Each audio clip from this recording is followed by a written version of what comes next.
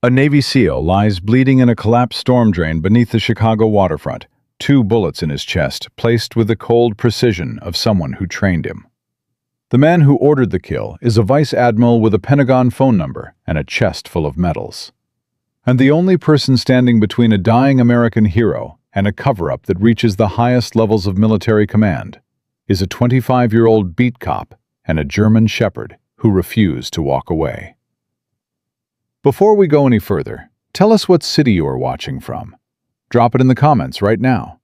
Subscribe and stay until the very end, because justice in this story does not come easy, and it does not come cheap. Ryan Callahan had been a Chicago police officer for 3 years, and in those 3 years, he had learned 2 things with complete certainty. The first was that the South Side waterfront at 2 in the morning was the loneliest place on earth. The second was that Rex was never wrong. Rex was a 4-year-old German shepherd with a tan and black coat, amber eyes that caught light in the dark like 2 small fires, and an instinct for finding things that human beings either could not see or had decided not to look for. Ryan had been partnered with him since graduation day, and in 3 years, Rex had never once broken formation without a reason that turned out to matter. So when Rex stopped cold on the service road running parallel to the storm drainage system behind the old Calumet Industrial Corridor, Ryan stopped too. "What is it, boy?" Rex did not bark. He was too well trained for that. But every muscle in his body had gone rigid, his nose pointing at a drainage grate half buried under a January snowdrift. And the low sound rising in his chest was not a growl exactly. It was something older than that. Something urgent. "Show me." Rex moved toward the grate without hesitation, his paws silent on the frozen ground, his breath planting white flags in the darkness. Ryan followed, his hand dropping to his radio, but not keying it. Not yet. Something about the way Rex was moving made him want to look before he called anything in. He pulled the grate aside and shined his flashlight into the drain below. What he saw made his stomach drop straight through the concrete. A man lay wedged against the curved wall of the storm channel, his legs submerged in black water that had frozen at the edges. He was wearing civilian clothes over what was clearly tactical gear, and the tactical gear was dark with blood. Not old blood, fresh blood, still spreading. 2 wounds. Ryan's light found them immediately. One high in the chest, one lower, left side. Not scattered, not random. Placed. The way a person places words when they mean exactly what they are saying. Ryan dropped into the drain without thinking about it. The cold hit him like a physical blow, the water shocking through his boots as he crossed the channel and knelt beside the man. His fingers found the throat. Pressed. Waited. There. Faint, stuttering, but there. Hey, can you hear me?" The man's eyes opened. Not all the way, but enough. They were gray, and even in the state he was in, there was something behind them that was watching Ryan with a clarity that pain and blood loss had not been able to touch. "Don't." The word came out wet, strained. "Don't call." "Sir, you need an ambulance right now. You have 2 gunshot wounds and you are lying in a frozen sewer." "Don't call." The man's hand moved, found Ryan's wrist, gripped it with a strength that made no sense given the amount of blood on his uniform. "Don't call the Navy. They're the ones who shot me." Ryan stared at him. Rex pressed his body against Ryan's leg from behind and held position. Watching. Waiting. Ryan found the dog tags first. They were tucked under the torn collar of the man's shirt. 3 of them on a single chain. Mercer. Jake. USN. Blood type. O positive. Religion. None listed. Active duty. Navy. He found the folded document second, tucked inside the man's left boot, sealed in a waterproof sleeve. He didn't open it. The header stamp was visible through the plastic without opening it. Naval classification. Top tier. The kind of stamp that meant Ryan had already seen more than he was supposed to. He put it back. Rex growled. Low, sharp, directed upward. Ryan looked up. Headlights. On the service road directly above them. A vehicle that had not been there 30 seconds ago, sitting with its engine running, not moving, not passing through. Sitting. Doors opened. 2 sets of boots on frozen ground. She couldn't have gotten far. Check the drain. The voice was flat, professional, the cadence of someone who had received orders and was executing them without opinion. Ryan had heard that voice before. Not this person specifically, that type of voice. The kind that belonged to someone who did this for a living. Ryan killed his flashlight. He pressed himself against the curved wall of the drain, one arm around Jake Mercer's chest, keeping the man upright and out of the water. Rex went flat beside them without being told. The dog understood cover and concealment in the way that most humans only understood in theory. A flashlight beam swept across the top of the drain. Paused. Moved. Nothing here. Current's got her. She's under by now. Hollis wants confirmation. Hollis can come down here and confirm it himself. I'm not crawling through a Chicago sewer in January. Silence. The beam moved again, slower this time, swinging toward the open grate. Ryan did not breathe. The beam held on the grate opening for 4 full seconds. Ryan counted them. 4 seconds was a long time when you were holding a bleeding Navy SEAL in a frozen storm drain, and the people who put the bullets in him were standing 6 feet above your head. Then the beam moved on. Boots crunched back toward the vehicle. Doors closed. The engine note changed as the vehicle pulled away. Ryan exhaled. Beside him, Jake Mercer made a sound that was not quite a word. "Stay still," Ryan said quietly. "They're gone. But I need to move you. And I need you to help me as much as you can. Can you do that?" The document. Jake's voice was clearer now. He had used the last 30 seconds to pull himself back from whatever edge he had been standing on. "In my boot. Do not lose it. I have it. There is a drive. Hidden. My apartment. North side. Lakeview. False panel, back of the bedroom closet, bottom shelf. Everything is on it. 4 months of work. Names, transfers, routing numbers, communications. All of it. Okay, right now I need to get you somewhere warm and get that bleeding stopped. We talk about the drive after you're not dying. I am telling you now in case I do not get an after. Ryan looked at him in the dark. Jake Mercer looked back. The gray eyes were steady and entirely serious. And Ryan understood that this was not a man given to melodrama. "Who shot you?" Ryan asked. Jake was quiet for a moment, not hesitating, deciding how much to say and in what order. "Vice Admiral Conrad Scheel," he said. 30 years of service. 2 commendations from the Joint Chiefs. The man who approved my last deployment. Ryan let that sit for a second. Your commanding officer ordered 2 men to put bullets in you and leave you in a sewer? He did not order it personally. He does not do things personally. That is what has kept him clean for 20 years. Jake shifted slightly, and the shift cost him. His jaw tightened, but he did not make a sound. He has been selling a classified navigation AI system to a Chinese arms procurement network for 14 months. The system was designed for submarine warfare. In the right hands, It gives American naval forces a decisive advantage in the Pacific. In the wrong hands, it ends that advantage permanently. Ryan stared at him. I spent 4 months building the file. I had a meeting with the FBI's National Security Division scheduled for tomorrow morning at 8 a.m. Jake's voice did not waver.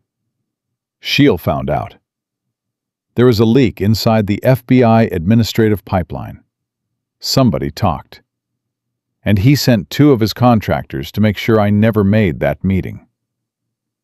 Rex shifted beside Ryan. The dog's ears came up. His nose worked the air. We have to move, Ryan said. Yes. Can you stand if I support you? Find out. It took 3 attempts. Jake Mercer was 200 pounds of muscle and gear and blood loss, and Ryan Callahan weighed 180 on a good day. But they got there. Jake's arm went across Ryan's shoulders, and Ryan took the weight. And Rex moved ahead of them through the drain toward the exit point Ryan had already identified 40 yards south. Why are you doing this? Jake asked. His voice was controlled, but the effort of moving was costing him. You could have called it in. Dispatch, ambulance, let the system handle it. Ryan thought about the 2 men who had been standing above the grate, the professional voices, the deliberate sweep of the flashlight beam, the absolute certainty in their tone when they said, "She is under by now," as if a human life were a logistical variable that had been resolved. Because Rex didn't walk away, Ryan said. And I trust that dog more than I trust whatever system just tried to kill you. Jake made a sound that might have been a short laugh if his lung had been in better condition. They came up out of the drain into the January air, and Ryan keyed his radio with his free hand. Not dispatch, not his sergeant. A private frequency, 1 number, 1 person. Marcus, it's Ryan. I need you right now. He paused. Bring everything, and call Mara. Static. Then a voice, rough with sleep, instantly alert. How bad? 2 GSWs, chest and side. He's walking, but not for long. Address. Ryan gave it. The Halstead Street building, Marcus Webb's off-grid workspace that the city had forgotten existed, and that Ryan had never once asked the specifics of, because some things were more useful if you did not know the details. 20 minutes, Marcus said. The line went dead. Ryan looked at Jake Mercer, this stranger bleeding through his clothes in a Chicago winter, this man who had spent 4 months building a case against the most powerful person in his chain of command, and had nearly died in a sewer for it. We're going somewhere quiet, Ryan said. Somebody is going to look at those wounds, and then you are going to tell me everything. And then? Ryan looked at Rex. Rex looked back at him with the amber-eyed steadiness that had never once failed to anchor him. And then we figure out what comes next, Ryan said. Together. Rex moved forward, and they followed him into the Chicago dark. They reached the Halstead building in 11 minutes. Jake made it up the exterior staircase on his own legs, barely. Ryan got him inside and onto the cot Marcus kept in the back room, for reasons nobody had ever asked about. The space heaters came on. The cold began to retreat. Jake's eyes found Ryan's in the dim light. Sheil is going to know I survived, he said. His people will sweep that drain by morning. When they find no body, he will escalate. Then we move faster than he does. He has resources you cannot imagine. He also thought 2 bullets in a January sewer would be enough to stop you. He was wrong about that. Ryan pulled the waterproof sleeve from his jacket pocket and set it on the table between them. And he does not know about Rex. Jake looked at the German shepherd, who had settled into position near the door with the patience of something that understood watch duty at a cellular level. No, Jake said quietly. He does not know about Rex. Outside, somewhere in the direction of the waterfront, a vehicle engine moved slowly through the industrial district. Not passing through, searching. Ryan heard it. Rex heard it first. The dog's head came up, his amber eyes fixed on the door. Ryan put his hand on his sidearm and waited. The engine passed, faded, gone. Ryan let out a slow breath. Jake Mercer was watching him from the cot, gray eyes measuring. 3 years on the force, Jake said. 3 years. And you pulled a bleeding Navy SEAL out of a classified situation, without calling dispatch, without logging the stop, and without asking what you were getting into. Rex found you. I just did what he told me. Jake was quiet for a moment. You understand that if S.H.I.E.L.D. finds out you exist, you become a target. Ryan looked at him steadily. Then he better not find out. The door opened. Marcus Webb came through it with a duffel bag over one shoulder, and Dr. Mara Osei 2 steps behind him, reading glasses already on her face, medical bag already open in her hand, expression already professional and ready. Mara took one look at Jake Mercer and moved directly to the cot without a word. Marcus stood beside Ryan and looked at the blood-stained floor and the document sleeve on the table and the German shepherd watching the door. You want to tell me what we're in? Marcus said. Ryan told him, all of it. Every word Jake had said in the drain. The Vice Admiral, the navigation AI, the Chinese arms network, the 4 months of evidence sitting in a drive inside a false panel in a Lakeview apartment that S.H.I.E.L.D.'s people almost certainly had eyes on by now. Marcus was quiet for a long time after Ryan finished. Conrad Scheel, Marcus said finally. You know him? I know of him. Marines and Navy cross paths more than either side admits. He has a reputation. Marcus looked at Jake on the cot, where Mara was cutting away the tactical vest with practiced efficiency. The reputation is not a good one. We need to get that drive. We need to get this man stable first. Both. We need both. Ryan looked at Marcus. And we need to do it before morning, because when S.H.I.E.L.D.'s people confirm no body in that drain, the window closes. Marcus picked up the document sleeve from the table, studied the classification header through the plastic without opening it, set it back down. All right, he said. Tell me what you need.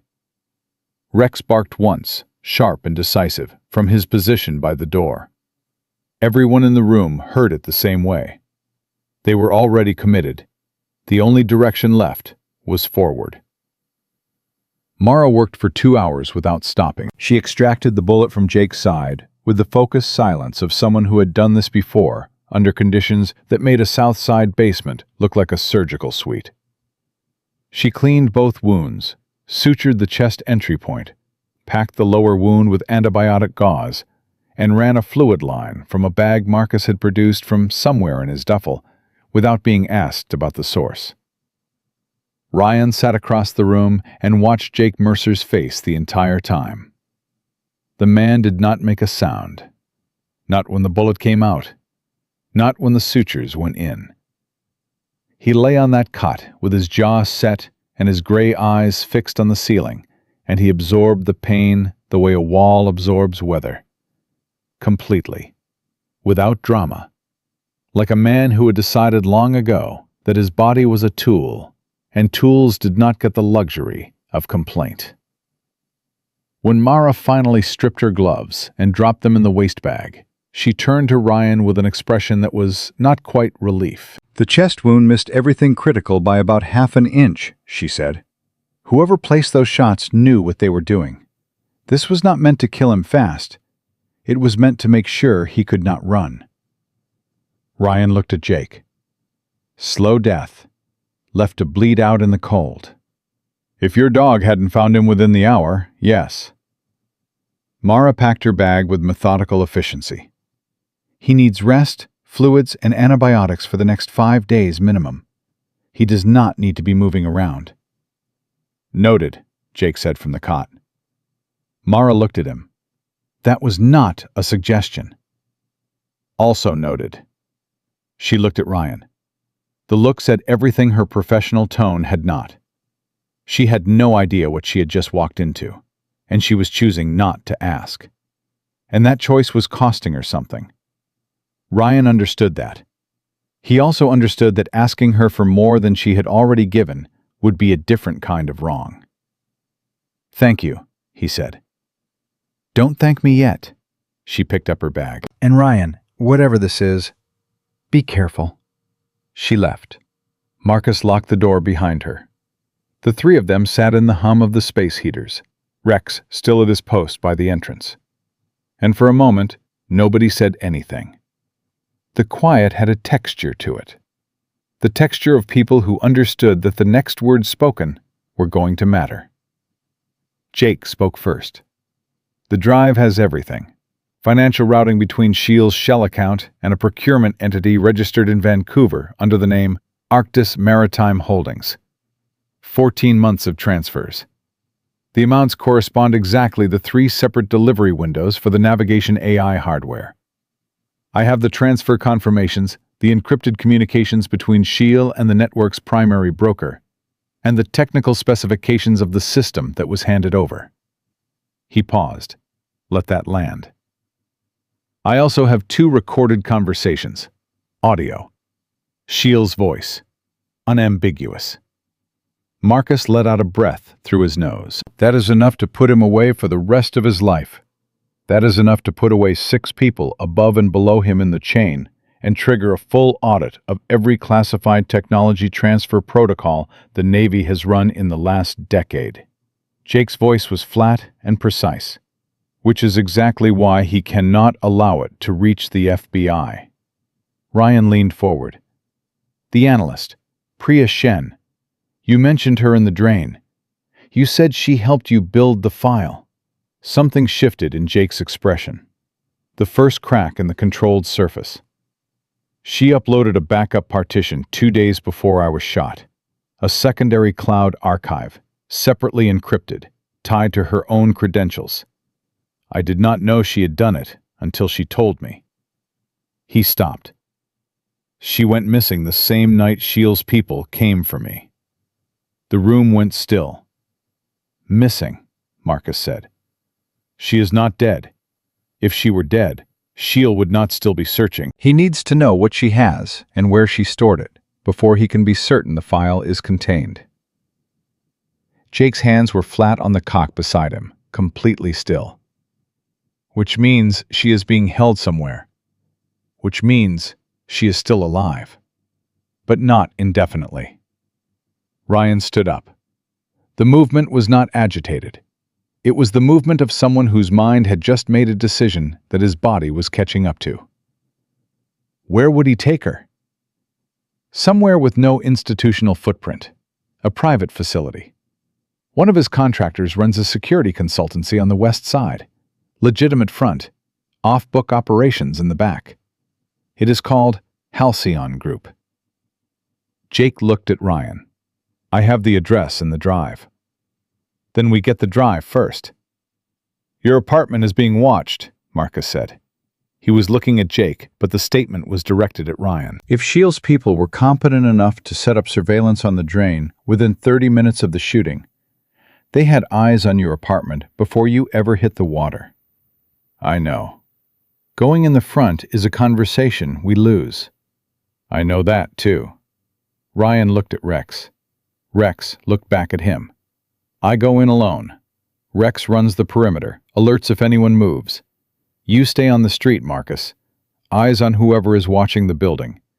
If they move, I need to know before they reach the stairs." Marcus studied him for a moment. "You have done a building extraction before?" "No." "Then you are going to let me tell you exactly how to do it, and you are not going to improvise."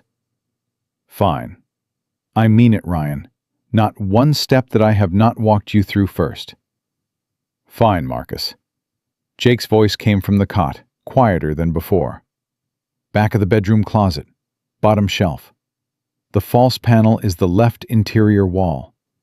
Press the bottom left corner and it releases. The drive is in a waterproof case inside."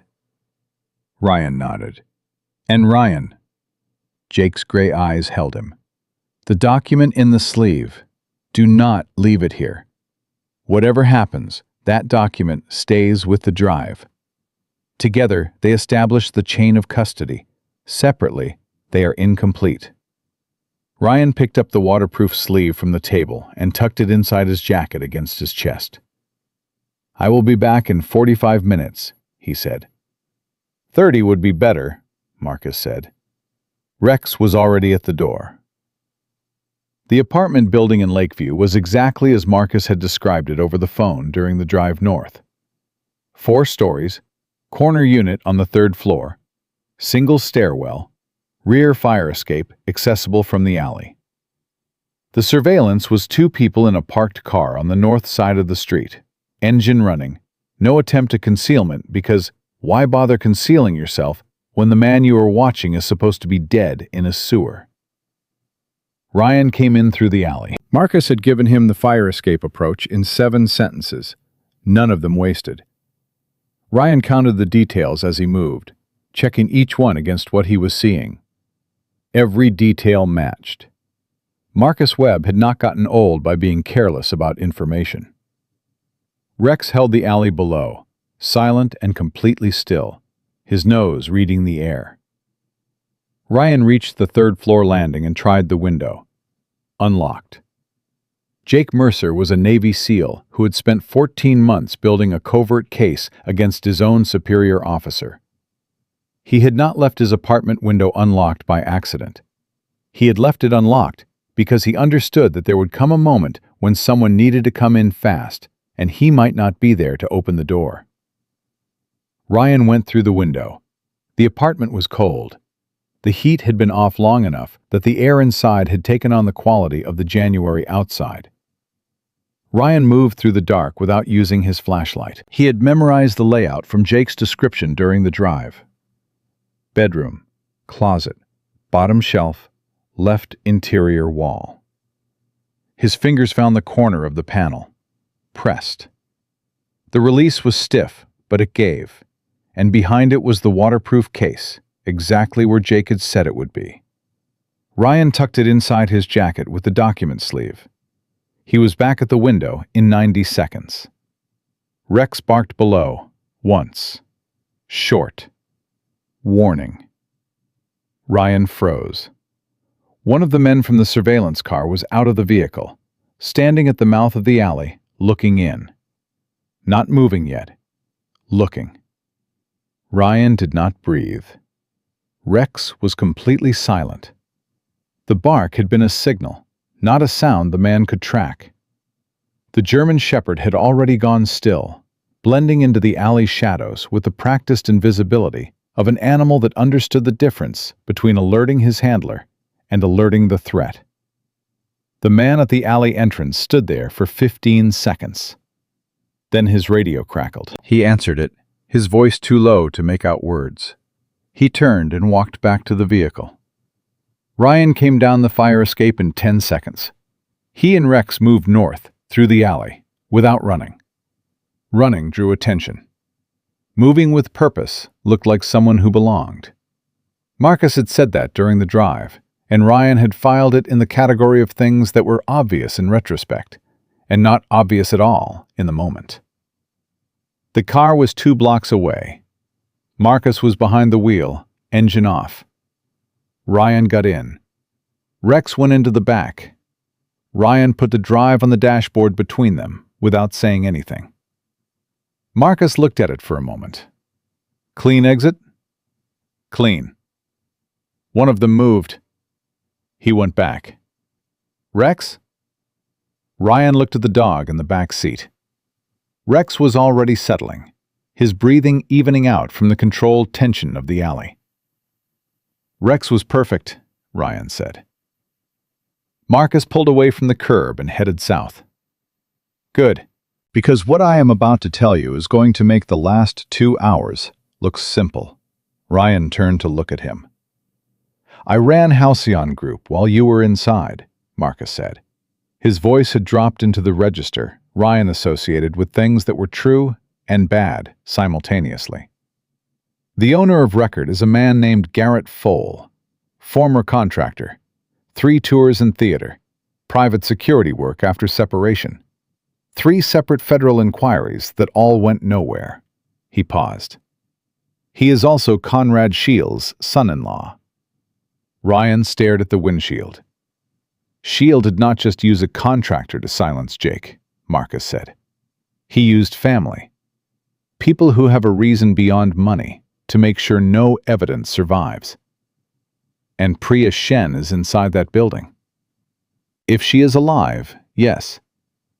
Ryan looked down at the waterproof case on the dashboard. The 4 months of work inside it. The recorded conversations. The financial routing. The documentation that could end a vice admiral's 30-year career and trigger federal prosecutions reaching the Pentagon. Then he thought about the note Jake had mentioned, the one Priya had left for him, the backup cloud partition she had created without telling him. Jake said she uploaded a secondary archive, Ryan said slowly. Her own credentials, separately encrypted. Yes. Which means Shield does not know what she has. He knows she has something, but not the scope of it. Not whether it is the complete file, or a partial copy, or something else entirely. Ryan turned to Marcus. He is holding her because he needs to know before he can be certain he is safe. Marcus glanced at him. Correct. Which means the moment he gets that information from her, she becomes a loose end. Also correct. How long do we have? Marcus was quiet for a moment. A long moment. The kind that had weight in it. Hours, he said. Not days. Rex shifted in the back seat. Ryan heard the dog's breathing change, the subtle recalibration that happened when Rex sensed that the situation around him had moved from dangerous to critical. Ryan pulled out his phone. He had one number he had not called yet, the one number that sat at the bottom of his contacts under a single letter, never used, given to him 18 months ago by a federal agent who had come through his precinct on a joint task force operation and had pressed a card into his hand at the end of it and said, "If you ever find something you cannot bring to your chain of command, call this first." He had never understood exactly why she said it that way. He understood now. He pressed the number. It rang twice. "Cho," a voice answered. Female, precise, instantly alert despite the hour. "This is Ryan Callahan, Chicago PD, South Side District. You gave me your card 18 months ago and told me to call if I ever found something I could not bring to my chain of command." A pause. Short, measuring. "I remember you," Agent Diane Cho said. "Tell me what you have." Ryan looked at the drive on the dashboard. He looked at Rex in the mirror. He thought about Jake Mercer on a cot in a Halsted Street basement, breathing through a sutured chest wound, holding on to consciousness through sheer will because the file he had built had to survive. "I have a Navy SEAL who was shot by a vice admiral," Ryan said. "I have 4 months of evidence on a drive in my hand.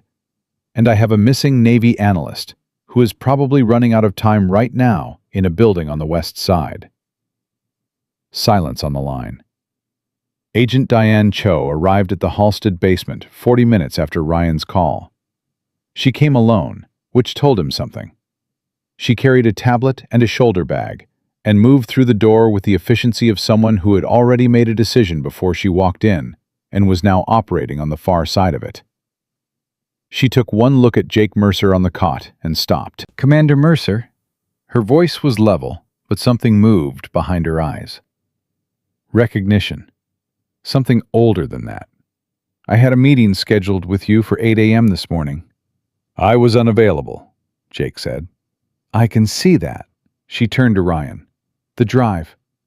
Ryan set it on the table between them. Cho sat down, pulled a secure reader from her bag, and connected the drive without ceremony. She read in silence for 4 minutes. Nobody spoke.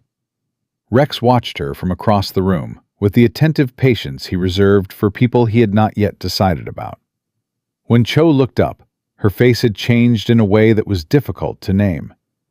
It was the face of someone who had suspected something for a long time and had just received confirmation that the reality was worse than the suspicion. "This is complete," she said. 4 months, Jake said. "The audio files alone are enough for a federal warrant." She looked at the drive, then at Jake, then at Ryan. "Sheil has been under peripheral surveillance by our division for 11 months. We had financial irregularities, routing anomalies, patterns that pointed somewhere significant, but nothing solid enough to move on. This is solid." She paused. "This is more than solid." "Then move on it," Marcus said from the corner. "It is not that simple." Cho's voice did not apologize for the words. It just delivered them. "A vice admiral with 30 years of service and direct relationships with 3 members of the Armed Services Committee does not get arrested on the basis of a covert drive extracted from a compromised apartment at 4 in the morning. The moment we move without airtight procedural foundation, his attorneys bury it. He walks, and everyone who touched this case becomes a liability." The room was quiet. Ryan looked at her. "What do you need?" "Corroboration. A second source that arrived at the same evidence independently. Priya Shen's cloud archive qualifies." Cho set the tablet down. "If she uploaded a backup partition with her own credentials, that is an independent chain of custody. Together with this drive, we have an airtight case that survives any legal challenge Sheil can mount." "She is inside the Halcyon building," Jake said. Cho's expression shifted. "You are certain?" "Garrett Fole is Sheil's son-in-law," Marcus said. "It is the only location with the right combination of operational security and personal loyalty." Cho was quiet for a moment. Then she picked up her phone and pulled up something on the screen that she held toward Marcus. "Is this the building?" Marcus looked at it. "Yes. We have had eyes on Halcyon Group for 6 months as part of a separate investigation into private military contracting fraud. I know that building's layout." She put the phone down. "There are 4 people inside overnight. 2 contractors, 1 administrative employee who lives in the attached unit, and Fole himself." She paused. "And if Shen is there, she is in the sub-level. It is the only space without windows." Ryan stood up. "Then we go in." "No," Cho said. "She is running out of time. You said it yourself. The moment Sheil gets what he needs from her, she becomes a loose end. How long before he decides the risk outweighs the information?"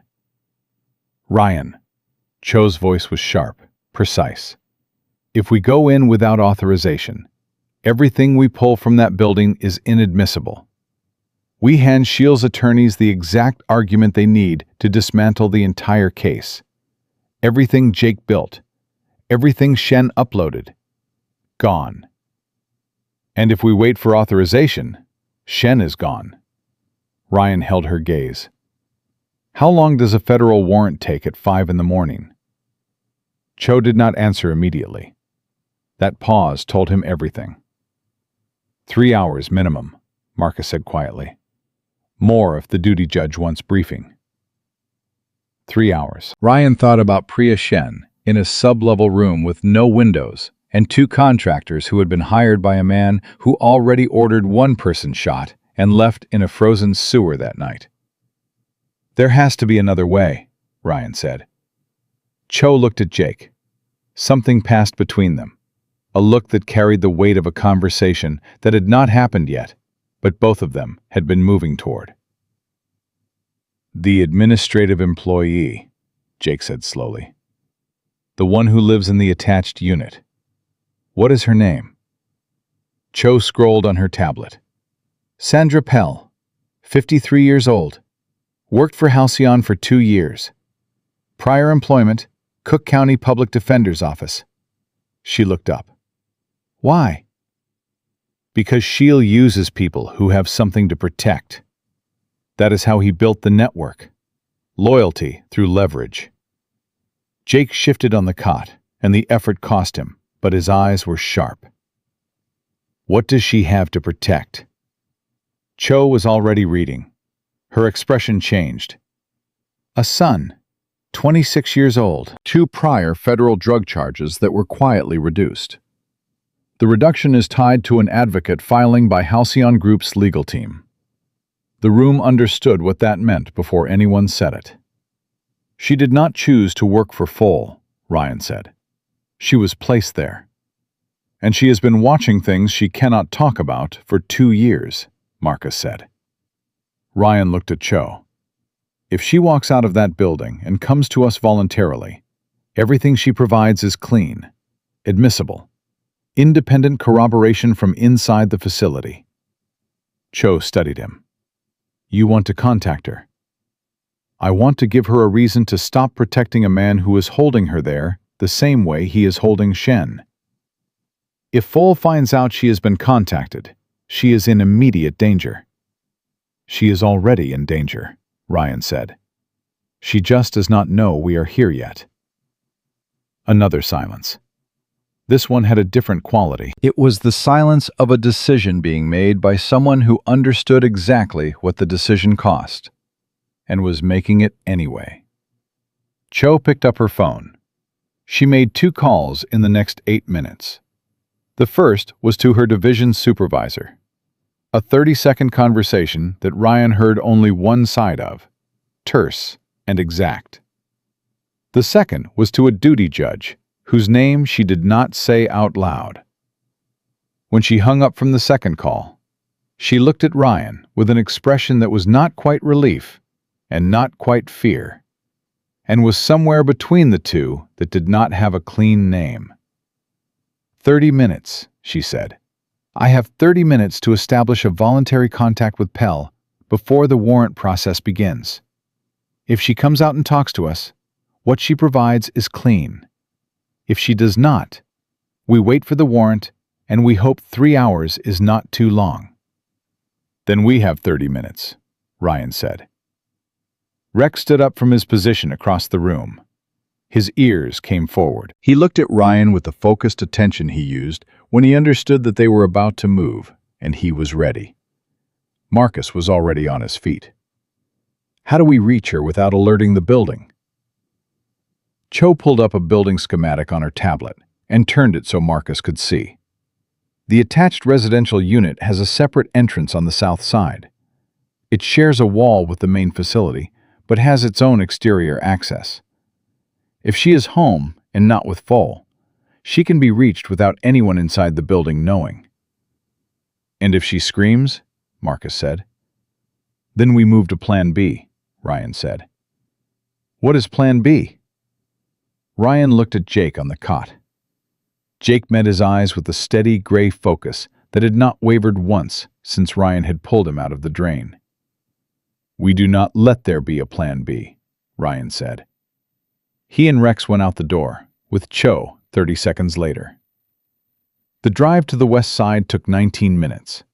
Cho drove.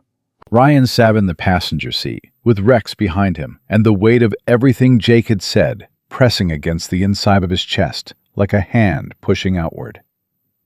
Can I ask you something? Ryan said. Ask. The leak inside the FBI administrative pipeline, the one that told Sheil about Jake's meeting. Do you know who it is? Cho was quiet for 4 seconds. We have a name. We do not have proof yet.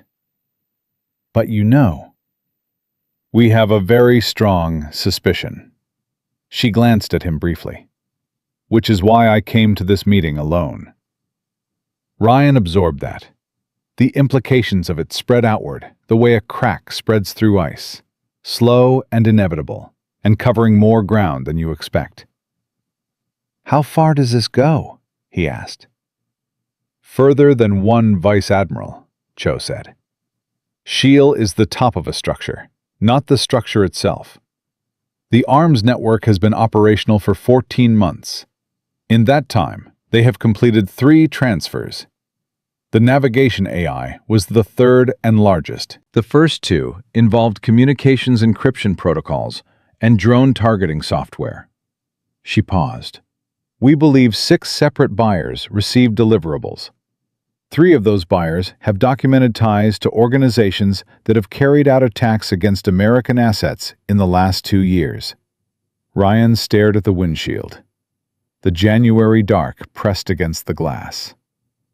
People died, he said. We believe so. We cannot prove the direct connection yet. Shen's archive may give us that. Cho's voice was controlled, but something underneath it was not. That is why this matters beyond Shield. That is why what Jake built is not just about one corrupt officer. It is about attacks that have already happened, and attacks that are still being planned. Rex pressed his nose against the back of Ryan's seat. A small gesture. The kind Rex made when he read something in Ryan that needed acknowledgement. Ryan put his hand back and let the dog push against it. We are here, Cho said. She stopped the car half a block from the building. The south side entrance was visible from where they sat. A plain door with a single light above it. 11 minutes left on my 30, Cho said. Ryan looked at the door. He thought about Sandra Pell, 53 years old, former public defender's office, sitting in an apartment attached to a building where a woman was being held in a sub-level room with no windows because her son had made 2 mistakes when he was young, and someone had made sure those mistakes never fully went away. He thought about the kind of courage it took to sit with that knowledge for 2 years and keep showing up to work because the alternative was something happening to your child. He thought about his own mother, who had worked 2 jobs for 7 years after his father left, and had never once let Ryan see how scared she was. I am going to the door, Ryan said. Ryan? I am a police officer making a wellness check on a resident. It is 5 in the morning, and there have been reports of unusual activity in the area. That is completely routine. He looked at Cho. You stay here. If anyone from inside the building comes out, you are not here. You are a block away, and I called you. Cho stared at him for a moment. Then she nodded once. Ryan got out of the car. Rex moved to follow. Ryan put his hand up. Rex stopped, sat, and watched him through the windshield with amber eyes that did not blink. Ryan walked to the door and knocked. 15 seconds of silence. He knocked again. The door opened 4 inches on a chain. A woman's face in the gap, sleep-worn and immediately frightened. Not the startled fear of being woken. The ready fear of someone who had been expecting a knock like this for a long time. Sandra Pell? Ryan kept his voice quiet, professional. The voice he used when he needed someone to understand that he was not a threat, before he said anything that could sound like one. What do you want? My name is Officer Ryan Callahan, Chicago PD. He held his badge up, steady, unhurried. I am not here about anything you have done. I am here because I think you have been waiting for someone to come and tell you that it is safe to talk. He paused. Let her look at the badge. Let her read his face. Is it still just 4 people inside tonight? The chain came off the door in 6 seconds. Sandra Pell looked at him with the expression of a woman who had been holding a very heavy thing for a very long time, and had just been given permission to set it down. There is a woman in the basement, she said. She has been there since yesterday. I heard them bring her in. I heard her voice. I know, Ryan said. I need you to tell me everything. And I need you to tell it to the FBI agent who is waiting half a block from here. He held her gaze. Your son is going to be fine. I am going to personally make sure of that. But right now, I need you to walk with me. Sandra Pell grabbed her coat from the hook beside the door, without going back inside for anything else. Ryan keyed his earpiece. Marcus, we have her. Tell Jake it is moving. Marcus's voice came back immediately. Cho's warrant just cleared. Judge signed it 8 minutes early. Ryan looked at Sandra Pell walking beside him through the January cold toward Cho's car. Her shoulders already straightening, the weight already beginning to shift. 8 minutes early, because the duty judge had read the preliminary summary and understood, in the way that people who had spent careers in federal law understood, that 8 minutes could be the difference between a witness and a body. Rex barked once from inside the car as Ryan and Sandra approached. Not a warning bark, the other kind. The kind that meant they were all still in this together, and the next part was about to begin. Sandra Pell talked for 22 minutes without stopping. She sat in the back of Cho's car, with her hands folded in her lap, and her voice steady, in the way that voices get steady when someone has been waiting too long to say something true. She told them everything.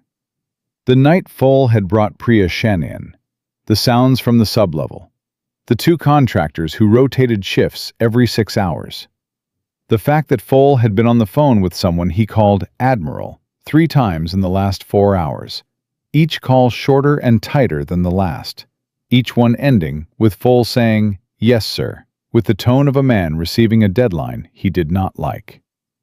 "He is running out of patience," Sandra said. Whoever he was talking to. The last call was 40 minutes ago. Foal looked different after it. He looked like a man who had just been told to stop waiting. Ryan and Cho exchanged a look. 40 minutes ago. Which meant whatever window had existed when Ryan walked to Sandra's door had just become significantly smaller. Cho was already on her phone. "I need the tactical unit at the Halcyon address now. Warrant is signed. We have a credible witness confirming a hostage in the sublevel. Move." She hung up and looked at Ryan. 8 minutes. "We do not have 8 minutes, Ryan said. "The tactical unit has jurisdiction.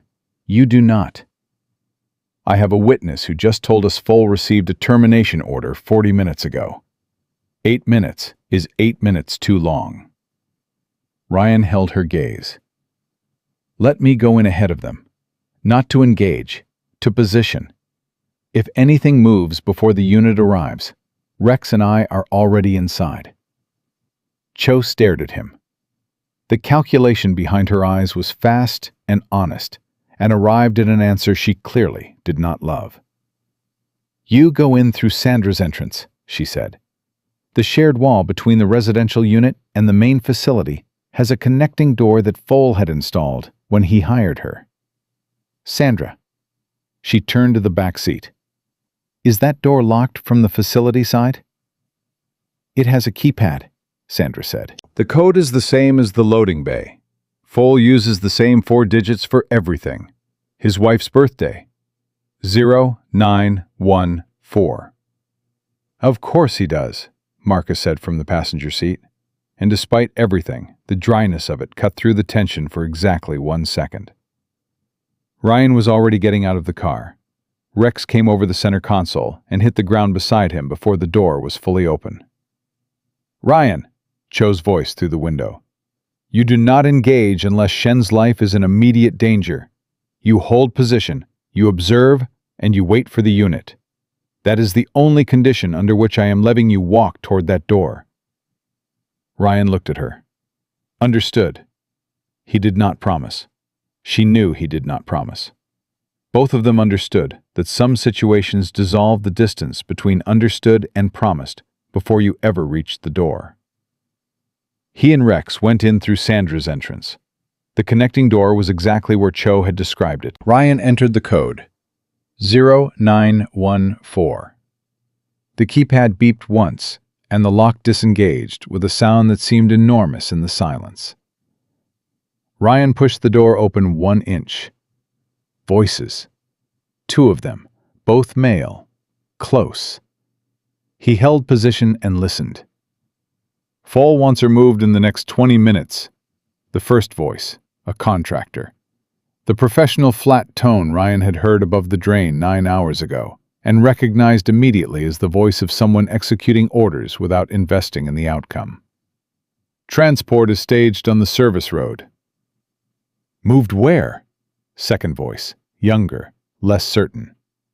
Does it matter? Silence. The second voice did not answer, which was itself an answer. Ryan looked down at Rex. The dog was reading the voices with the same focused attention he gave to everything that mattered. His body was completely still. His amber eyes were on Ryan, waiting. One contractor between the door and the sublevel stairs. Possibly two. Ryan counted what he knew. He had his service weapon and Rex. He had a warrant that had cleared 8 minutes ago. He had the knowledge that a woman was in a room below him who had been there since yesterday, and that 20 minutes from now, she would be in a transport vehicle, headed somewhere that would make her disappear permanently. He did not have the tactical unit yet. He pushed the door open and moved through it. Rex moved beside him, perfectly silent. The way he moved when he was working, and the work was serious. The first contractor was 6 feet away with his back turned. Ryan did not give him time to complete the turn. He covered the distance in 2 steps, his arm going around the man's throat with a controlled precision that Marcus had drilled into him during their first year of working together. The contractor struggled for 4 seconds and went limp. Ryan lowered him to the ground and kept moving. The second contractor heard the sound of the first hitting the floor and came around the corner fast. Rex went faster. 60 pounds of trained German Shepherd hit the man at chest height and drove him into the wall. The man's weapon clattered to the concrete.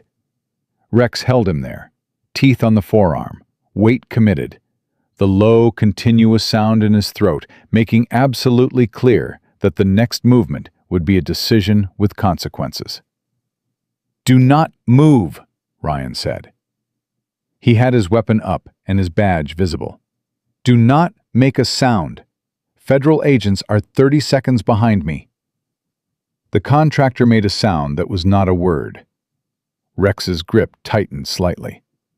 The contractor went very still. Ryan zip-tied the man's wrists with the restraints from his belt, directed Rex to hold watch, and went for the sublevel stairs. He took them 3 at a time. The sublevel was 1 room, a single overhead light, a metal chair in the center. Priya Shen sat in the chair, her wrists bound to the arms, her head down, her dark hair falling across her face. She was alive. Ryan could see her breathing from the doorway. But the quality of her stillness was the stillness of someone who had been in that chair long enough to stop expecting the door to open with good news. "Lieutenant Commander Shen," Ryan said.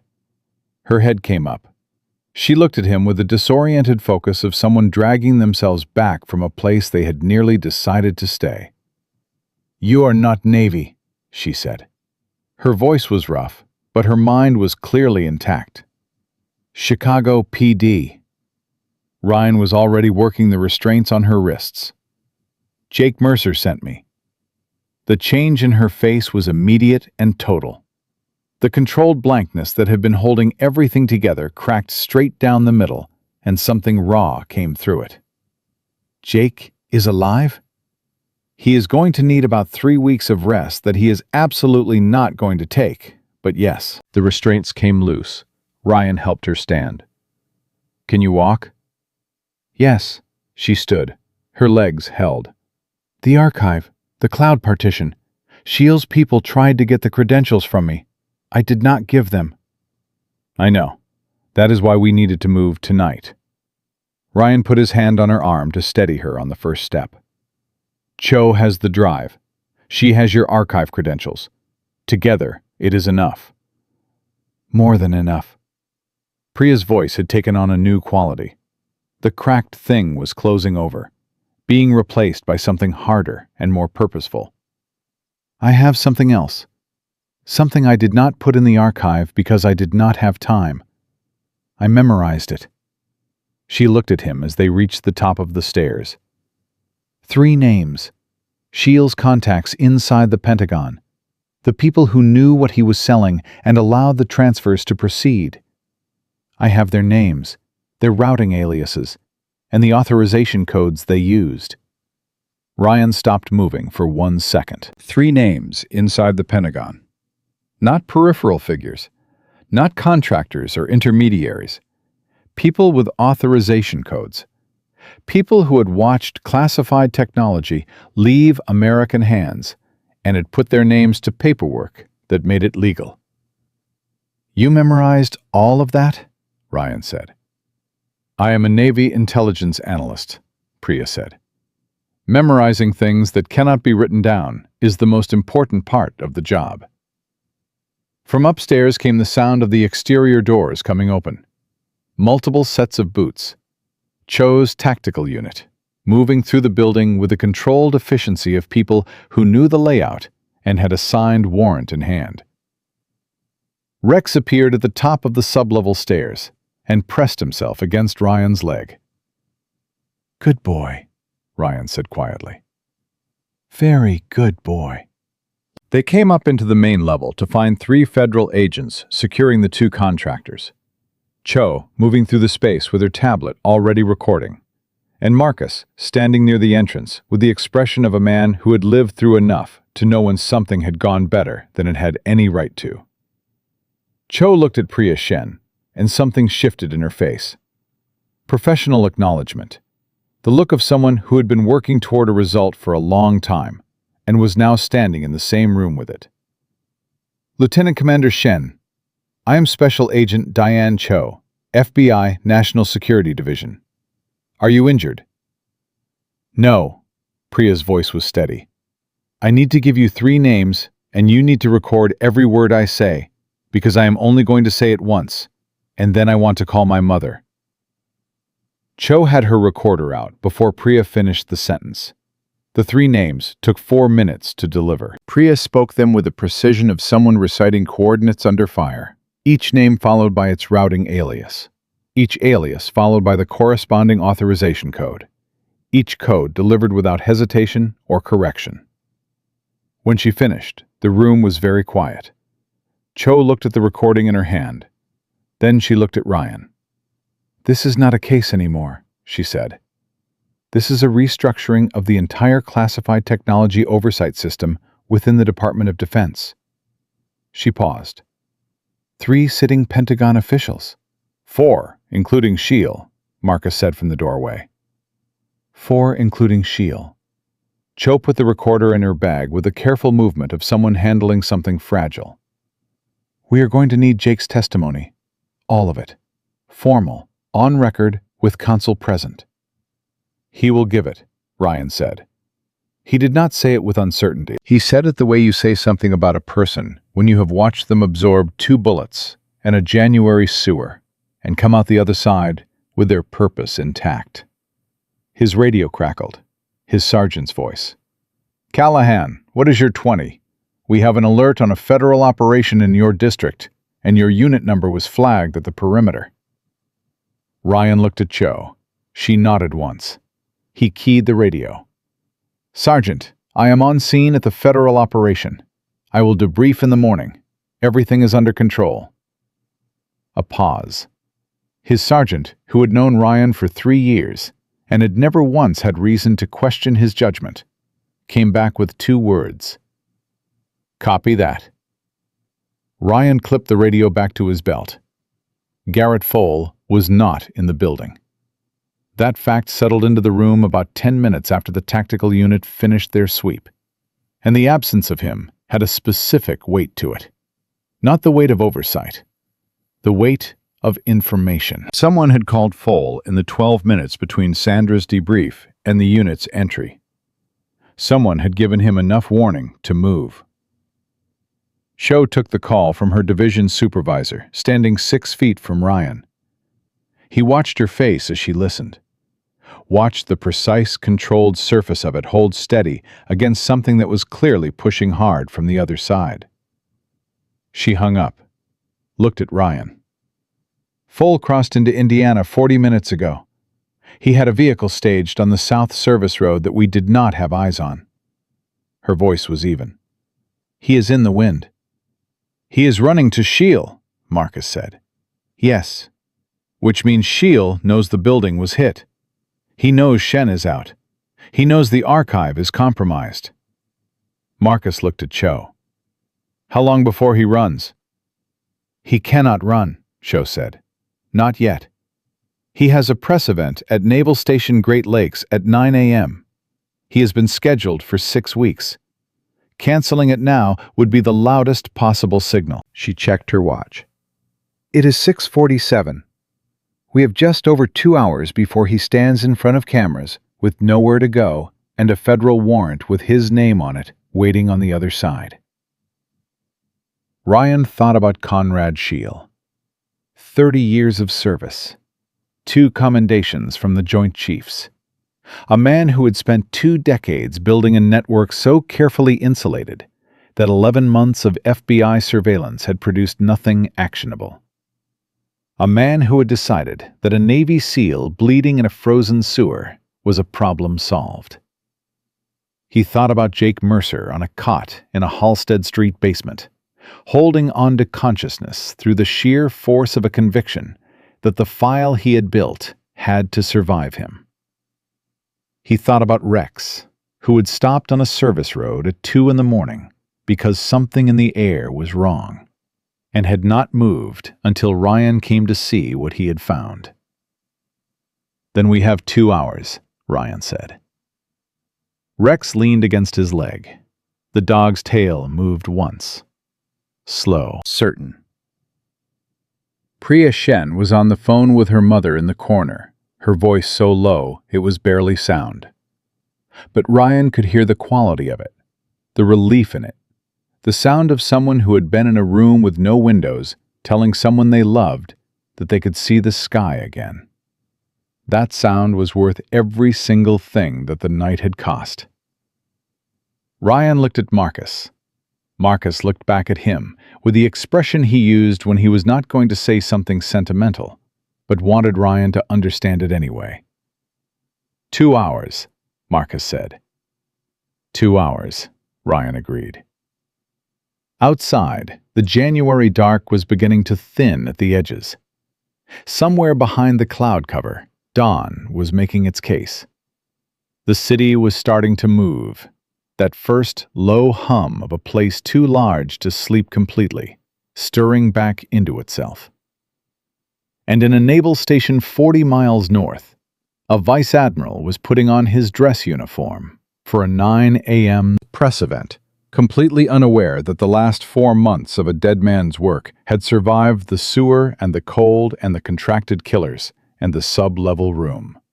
Completely unaware that the dead man was not dead.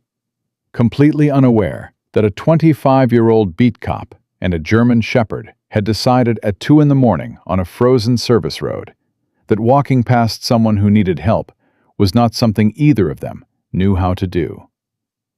The warrant for Vice Admiral Conrad Shield's arrest was signed at 8:17 in the morning by a federal judge who read the full summary in 11 minutes and did not ask a single clarifying question. Cho said that was unusual. She said most judges wanted reassurance, wanted the bureaucratic softening that made large decisions feel smaller. This judge had read Jake's file, heard Priya's 3 names, reviewed Sandra Pell's voluntary statement, and signed without hesitation. He knows what this is, Cho said, looking at the signed order on her tablet. He has been on the federal bench for 19 years. He recognized it the moment it crossed his desk. Ryan was standing beside Jake's cot in the Halstead basement when Cho called with the confirmation. Jake was sitting up for the first time, his back against the wall, color returning to his face in the slow way that color returns when a body has decided to stop fighting itself and start repairing. Mara had been back at 6 a.m. to change the dressings. She had told Jake he looked marginally less terrible than he had 4 hours ago. Jake had taken this as a compliment. Ryan relayed the warrant confirmation without ceremony. Just the facts, in the order they mattered. Jake was quiet for a moment after Ryan finished. Then he said, "Who serves it?" "Cho's unit, Naval Station Great Lakes. They are moving now. Ryan looked at him. She said you do not need to be there. I know I do not need to be there. Jake, I am not going to the arrest, Ryan. I am saying I understand that I do not have to be. Jake looked at his hands for a moment. I just want to know the exact second it happens. I want someone to call me. I will call you myself. Jake nodded once, the kind of nod that meant more than agreement. The kind that carried the weight of everything that had happened since a storm drain and 2 bullets and a German shepherd that refused to leave. Ryan's phone buzzed. Marcus, from outside. One line of text. Full surfaced. Indiana State Police have him at a truck stop outside Gary. Cho's people are rolling. Ryan showed Jake the screen. Something in Jake's face shifted. Not relief exactly. The harder thing that comes after relief, when you have been holding a weight for so long that putting it down feels strange in a way you did not expect. Both of them, Jake said quietly. Both of them, Ryan said. Rex, who had been lying at the foot of the cot since they returned from the Halcyon building, lifted his head and looked at Jake with those amber eyes.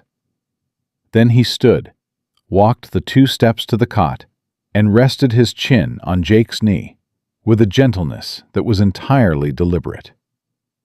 Jake put his hand on the dog's head and did not say anything for a moment. He found me, Jake said finally. In the dark, in the cold, in a storm drain under the south side of Chicago. He looked at Ryan. How does a dog find a specific human being in a frozen sewer at 2 a.m? I have been asking myself that for 3 years, Ryan said. Best answer I have is that Rex does not distinguish between what is possible and what needs to happen. He just follows his nose and does the work. Jake looked at the dog. That is a better philosophy than most people manage. The call from Cho came at 9:04. Ryan answered it on the first ring and held the phone so Jake could hear. Sheila's in custody, Cho said. Her voice was professional and even, but underneath it was something Ryan had not heard from her before. Not satisfaction exactly. Something quieter, the sound of a long effort arriving at its end. He was at the podium when the unit moved in front of cameras, 3 admirals, and the congressman. A pause. He did not resist. He stood there while they read the warrant, and he looked at the cameras, and he looked at his colleagues, and then he put his hands out. Ryan watched Jake's face as Cho said it. Jake Mercer, who had spent 4 months building a case against the most protected man in his chain of command, who had been shot twice and left in a frozen sewer, who had gripped Ryan's wrist in the dark and said, "Don't call the Navy. They're the ones who shot me." Jake Mercer sat on a cot in a South Side basement and listened to the moment Conrad Shield ran out of road. And his expression did not become triumphant. It became something older and quieter than triumph. Something that looked like the end of a very long breath. "Thank you, Agent Cho," he said. "Thank Commander Mercer," Cho said through the phone. 4 months of work that survived everything they threw at it. That is what made this possible. She hung up. The basement was quiet for a moment. Just the hum of the space heaters, and Rex breathing, and the distant sound of the city doing what cities do, regardless of what happens inside their basements and drains and sub-level rooms. "It is not over," Jake said. "The Pentagon names, the 3 officials Priya memorized. That is going to take months, maybe longer. Federal prosecutions at that level are not fast." "No," Ryan agreed. "And the network itself. Shield was the American side of it. The procurement entity in Vancouver, the buyers who received deliverables, the attacks that may have happened because of what was sold. That is a years-long investigation." "Also, yes." Jake looked at him. "None of that bothers you?" "Of course it bothers me," Ryan said. "But you know what you told me in the drain? You said, 'Don't call the Navy. They are the ones who shot me.' You said that before you told me your name, before you told me anything else. Ryan met his eyes. You led with the truth. Even half-conscious in a frozen sewer, you led with the truth. That is what starts things. The long part comes after. Jake was quiet. Then, unexpectedly, "You are 25 years old." "Yes." "You pulled a bleeding Navy SEAL out of a classified situation, extracted evidence from a compromised apartment, contacted a federal agent through a back channel, facilitated a voluntary witness, and held position inside a hostile building until backup arrived." Jake looked at him steadily.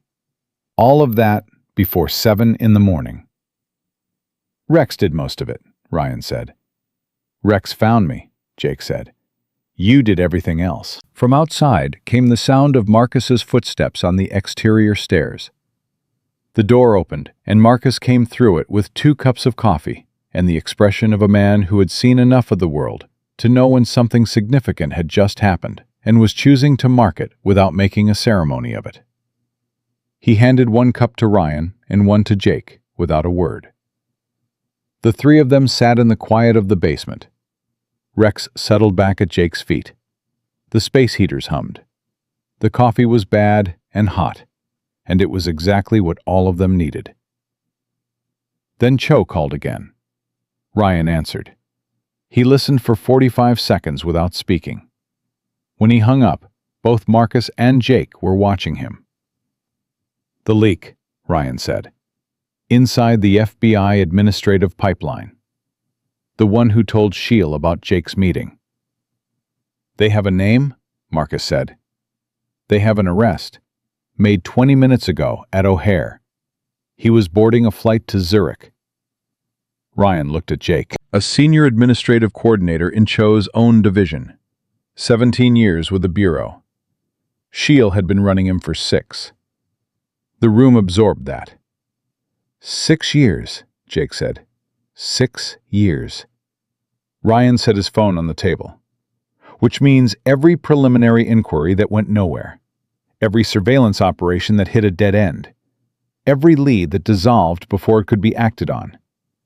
All of it had a hand on the other side quietly closing doors.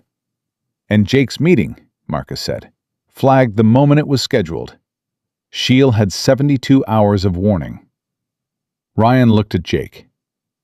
"You were never going to make it to that meeting through normal channels." Jake was quiet for a long moment.